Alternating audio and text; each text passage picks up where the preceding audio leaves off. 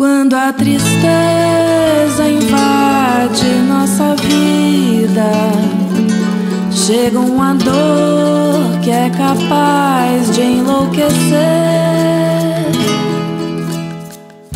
Andando pela periferia de São Paulo, conheci muita gente que está passando o maior sufoco por conta desse rastro de destruição que Bolsonaro vai deixando pelo Brasil. É o caso da dona de casa Joana Dalvina.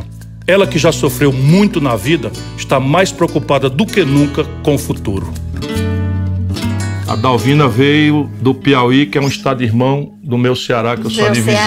Mas eu não quero contar a sua história por você, conte você pra mim.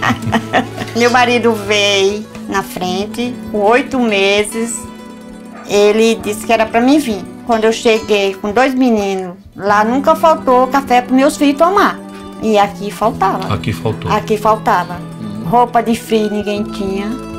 Aí a vizinha me deu uma calça. Eu só lavava essa calça quando tinha sol, para secar, porque eu não tinha outra coisa para me vestir. Aí Deus ajudou, aí foi melhorando.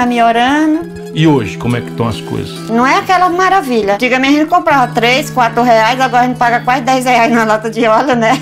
O gás é 90 conto, 100 reais. A conta é essa mesmo. É, e a água e a luz?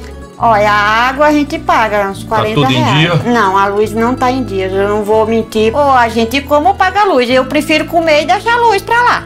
Uhum. Mas ninguém e botaram o nome de vocês no SPC, essas coisas, não? Do meu marido, porque o nome da água e luz tá no nome dele. Hoje você tem medo da fome? Graças a Deus nunca faltou, o almoço ou a janta, graças a Deus tem. Assim, agora entrar disso, de olhar para um canto e para outro e não ter nada para comer, eu tenho medo. Ora, se o Brasil é a maior agricultura do mundo, como é que falta comida no prato do povo?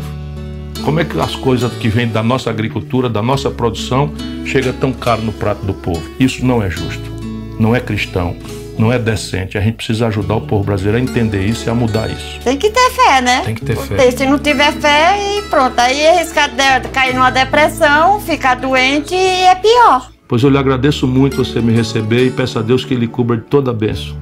Você é uma mulher forte, valente e vencedora. Graças a Deus. E merece viver num país mais justo.